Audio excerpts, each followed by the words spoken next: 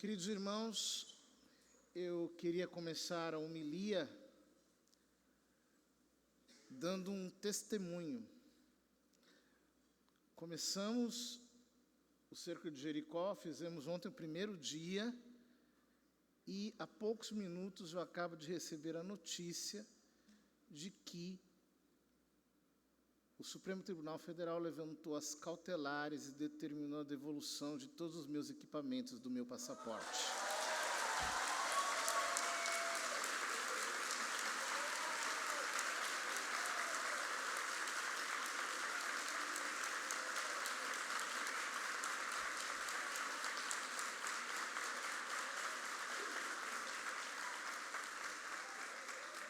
Véspera de São José, hein?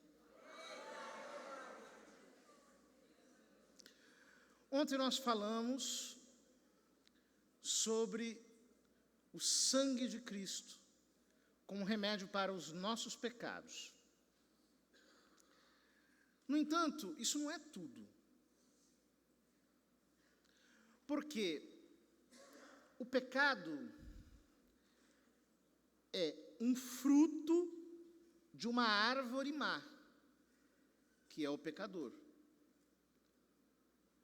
Jesus disse: acaso pode uma árvore má produzir frutos bons? Pelos seus frutos os conhecereis. Então, não adianta apenas lidar com o pecado, é preciso lidar com o pecador. Porque se eu não sei lidar com o pecador, isto é, comigo, a consequência disso é que eu passarei a minha vida dando frutos maus, a árvore continua a ser má. Ela vai produzir fatalmente frutos maus. Qual é o problema? O problema é que muitos de nós passamos a vida inteira tentando fazer uma árvore má dar frutos bons. Nós passamos a vida toda tentando melhorar a árvore má, tentando enfeitar a árvore má. Veja o que Jesus fala dos fariseus, que eles colocam fardo sobre os outros, mas não conseguem movê-los com um dedo. Eles gostam das aparências, mas por dentro eles são o oposto. Ou seja, nós podemos enfeitar essa árvore do jeito que nós quisermos, mas se ela não for tratada de acordo com o que nos diz a Escritura, o que vai acontecer conosco é que nós nunca deixaremos de ser o que somos, árvore má. Ora, se o remédio de Deus para os nossos pecados é o sangue de Cristo, o remédio de Deus para o pecador, para a nossa natureza pecadora, é a cruz de Cristo. E é isso o que nós precisamos entender, porque vejam, você pode se tratar o quanto você quiser, esta não é a resposta da Escritura para você. Você pode ir para a terapia, você pode fazer, e é ótimo que faça, até eu faço um pouco, mas a resposta da Escritura para você e para mim não está aí. A resposta da Escritura está na cruz de Cristo. E qual é o problema? É que nós, quando falamos da cruz de Cristo, pensamos apenas no Cristo crucificado. Pensamos apenas na morte dele, sem nos darmos conta de que a cruz de Cristo é inclusiva. Nós todos fomos incluídos na morte de Cristo na cruz. E isto foi significado no dia do nosso batismo. Quando o sacerdote jogou 3 vezes água no topo da nossa cabeça, como que dizendo que nós fomos mergulhados de corpo inteiro, sem a necessidade de fazermos isso, é um gesto sacramental. Ele significou com isso os 3 dias da sepultura de Jesus. E se nós lermos o Novo Testamento, nós encontraremos muitos versículos falando justamente disso. Sabemos que o nosso velho homem, Romanos 6,6, foi crucificado com Cristo, para que o corpo do pecado seja destruído, e não sejamos mais escravos do pecado. Como é que nós não seremos escravos do pecado? Ele diz, se melhore, tente fazer. Não. O único jeito de não ser escravo do pecado é ser crucificado com Cristo. Este corpo de pecado tem que ser destruído. Gálatas 2, 19 a 20. Eu, pela lei, morri para a lei, a fim de viver para Deus. Estou crucificado com Cristo, já não sou eu quem vivo, é Cristo que vive em mim. E a vida que agora vivo na carne, vivo-a pela fé no Filho de Deus, que me amou e se entregou por mim. Gálatas 5, 24.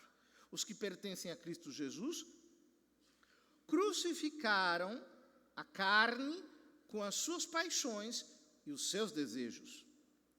Gálatas 6, 14. Quanto a mim, que eu jamais me glorie, a não ser na cruz de nosso Senhor Jesus Cristo, pela qual o mundo está crucificado para mim e eu para o mundo. Colossenses 3, de 3 a 4. Porque morrestes, e a vossa vida está escondida com Cristo em Deus.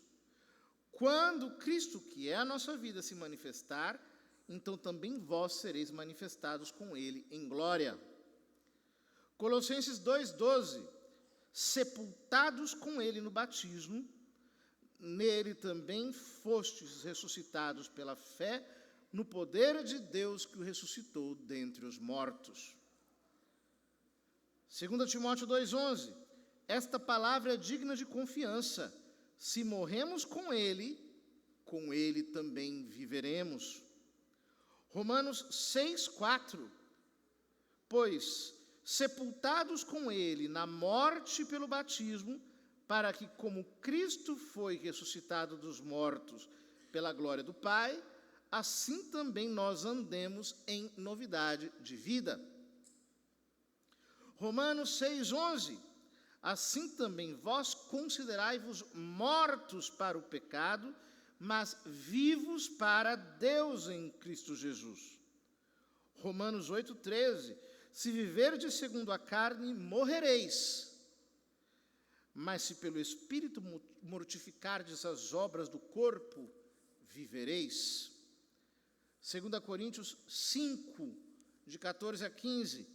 Pois o amor de Cristo nos constrange, porque estamos convencidos de que um morreu por todos, logo todos morreram.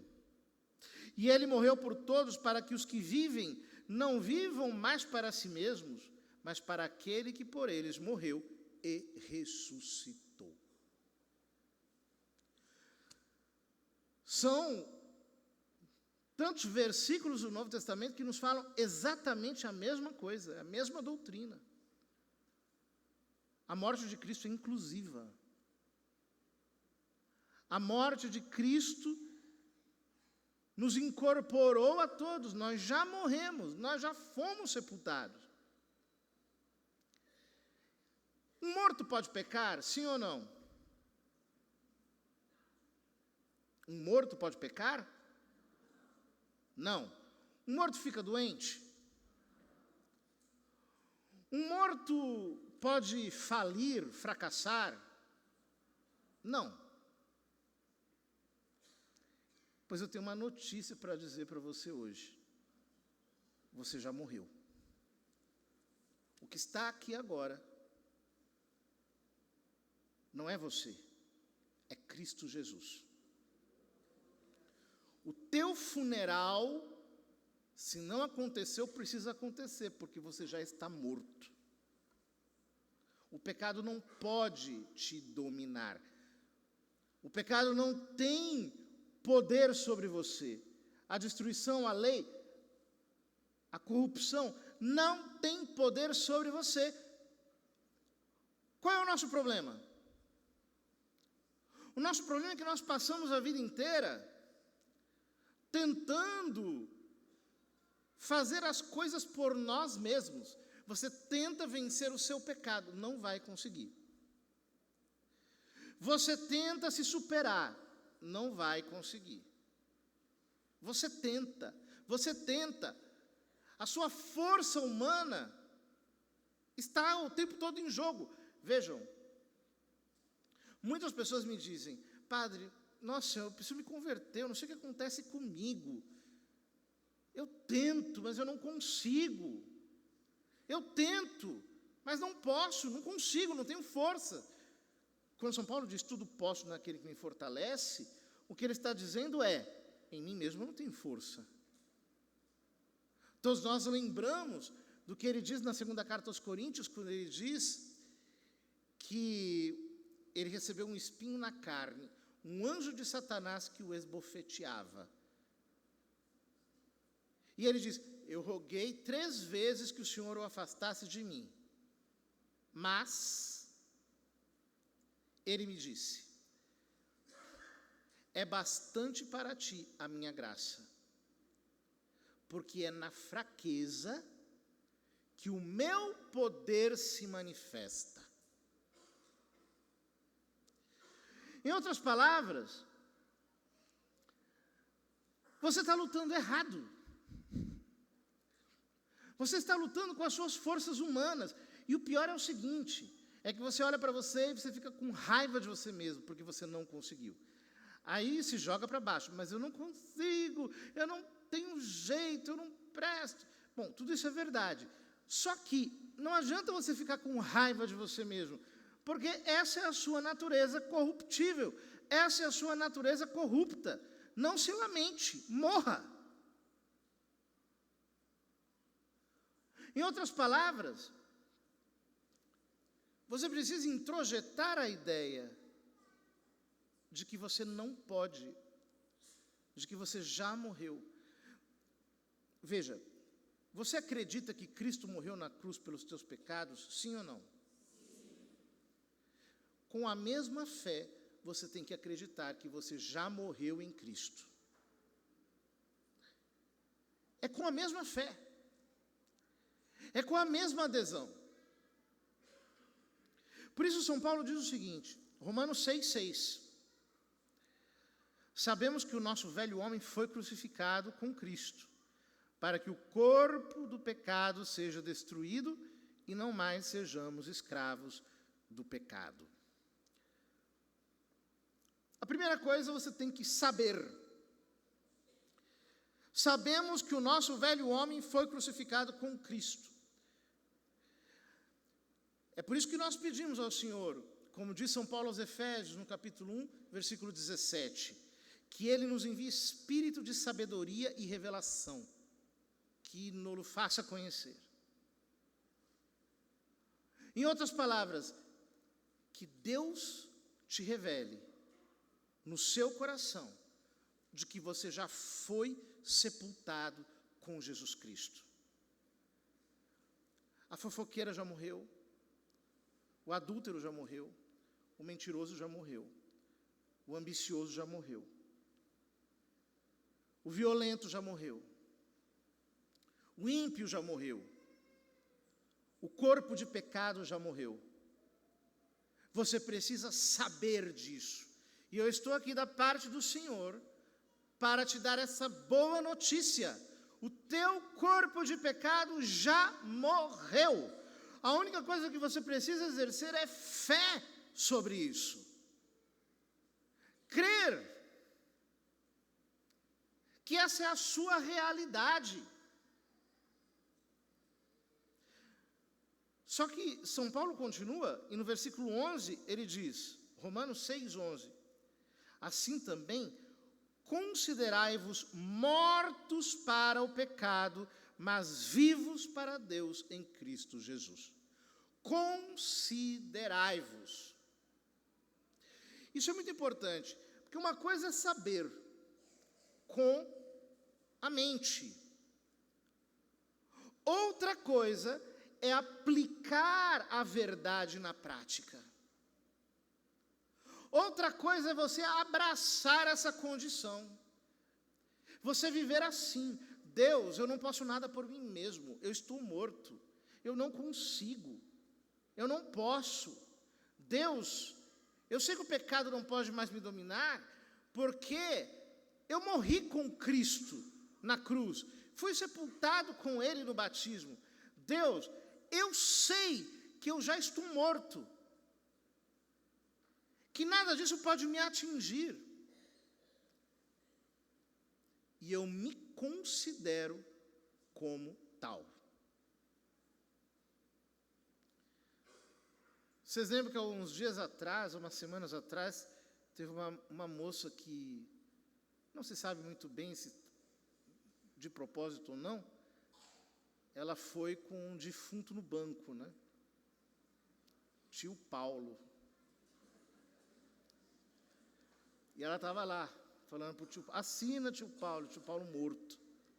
Ah, ele está desanimado, e está morto.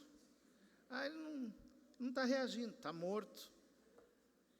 Tem coisa mais ridícula do que você pegar um defunto e considerá-lo como se estivesse vivo? Não! Me contaram que aqui em Alumínio teve alguns anos atrás um homem que estava no caixão, o pessoal colocou, o pessoal pega no defunto e tal. Lá pelas tantas, a viúva colocou o ouvido, escutou o coração batendo. Está batendo o coração. Pegaram o caixão, levaram para o pronto-socorro. Botaram o homem no raio-x. Era o marca-passo que ainda estava ligado. Mas ele já estava morto. É por isso que nós temos um privilégio em Cristo Jesus. Se eu não assumo a minha posição cadavérica, morta, para que Cristo vive em mim, eu vou ficar preocupado com um monte de coisas que não tem nenhum sentido. Morto tem honra? Não. Eu também não tenho. Então, se alguém ataca a minha honra, não está me atacando, porque eu não tenho honra. Pode xingar, pode fazer o que for, não me atinge, não me diz respeito. Morto tem vaidade? Não. Agora eu vou ficar me preocupando com o meu eu, comigo mesmo, com a minha própria autoestima. Deus me livre, eu quero esquecer de mim. Não. Não adianta você ficar tentando enfeitar essa árvore ruim, ela tem que morrer. Deixa o defunto morrer. Deixa o velho Adão morrer. Entenda que você precisa fazer isso. Lá no livro do Gênesis, nós temos um episódio marcante. A primeira morte humana, segundo a Bíblia, foi a morte de Abel. E foi por assassinato. Caim matou Abel. O que Eva fez? Ela ficou agarrada em Abel. Ai, meu filho, não vou deixar você partir. Não, meu filho mais novo, meu caçula. Não. Ela enterrou Abel. E somente depois que ela enterrou Abel, diz a Escritura, que Adão a concebeu e ela deu à luz a Sete, do qual procede o Messias. Está na hora de enterrar esse defunto. Você tem que voltar para casa hoje, disposto a dormir e amanhã olhar para o espelho e falar: eu já morri e a minha vida está escondida com Cristo em Deus. Chega. Não vou mais me preocupar com as tramóias do diabo, com os pecados do diabo, com aquilo que ele quer me oferecer. A partir de agora, eu vou viver uma vida diferente. Que vida é essa? Romanos 6,13. Não ofereçais os vossos membros ao pecado como instrumentos de iniquidade, mas oferecei-vos a Deus como quem voltou da morte para a vida, e os vossos membros a Deus como instrumentos de justiça. O que São Paulo está nos dizendo aqui é que quando nós morremos, ou quando nós introjetamos essa morte mística na nossa alma, o que acontece é que então é que nós estamos realmente rendidos a Deus, Ele pode agir em nós. Eu tenho que oferecer o meu corpo a Deus, os meus membros a Deus. Sabe esses membros que você já usou tanto para pecar? Essa língua que você usou para falar mal dos outros, esses olhos que você usou para ficar cobiçando a mulher do próximo, para ficar invejando o que os outros têm, essas orelhas curiosas que ficaram o tempo todo ouvindo, escutando, para tentar saber o que não é da sua conta. Sabe, esses pés que te levaram para onde você não deveria nunca ter ido, essas mãos que tocaram aquilo que não deveria ser tocado, que fizeram algo contra você mesmo? Pois é. A partir de agora, se você assume em fé a posição de quem está morto com Cristo, você se rendeu a Ele, e a partir de agora, a sua boca é para louvar a Deus, as suas mãos são para trabalhar para Deus, os seus pés são para andar no caminho do Senhor, o teu ouvido é para escutar a palavra de Deus, os teus olhos são para ser faróis de misericórdia. Ofereça o seu corpo, a sua vida, todo dia para Deus, em Jesus Cristo. Que lindo acordar de manhã e dizer: Pai, eu já morri. É por isso que eu entrego para Ti os meus membros, entrego para Ti o meu corpo, minha alma, todo o meu ser. Hoje eu quero ser um instrumento para o Teu louvor, para a Tua glória, consagrado para Ti. Quando você passa a viver assim, o foco deixa de ser essa árvore ruim, e você passa a depender unicamente da inspiração do Espírito Santo. E esse é o único modo de vencer. Eu contei aqui alguns dias atrás que eu estava morrendo de preguiça de fazer dieta. A verdade é essa. Tem que fazer, os médicos mandam, obeso, gordo.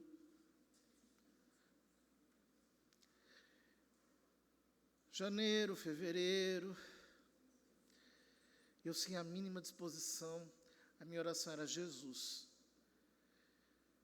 me faz fazer, porque eu por mim mesmo não tenho força. E foi avançando, e a força não vinha. Eu digo: Jesus, me ajuda, me acode, eu não consigo, me ajuda. Fui rezando. Quando foi na quarta-feira de cinzas, um amigo ligou para mim, tivemos uma conversa, algo mudou dentro de mim. Consegui. Por minhas forças? Não. Porque eu morri. Eu me rendi a Ele na oração, e é Ele que me faz fazer. Se eu dependesse das minhas forças, eu não estaria aqui em pé hoje pregando com vocês. Imagina se eu não tivesse morrido já, com tanto que falaram mal de mim nesse último ano. Eu teria enlouquecido. Eu teria perdido o meu equilíbrio. Estou ótimo. Por quê? Morto não tem honra. Fale o quanto quiser. A minha vida está escondida com Cristo em Deus. É isso que você precisa jogar para o seu coração. Eu dependo unicamente dEle. Por isso eu peço, eu vivo na dependência. Eu vivo rendido a Ele.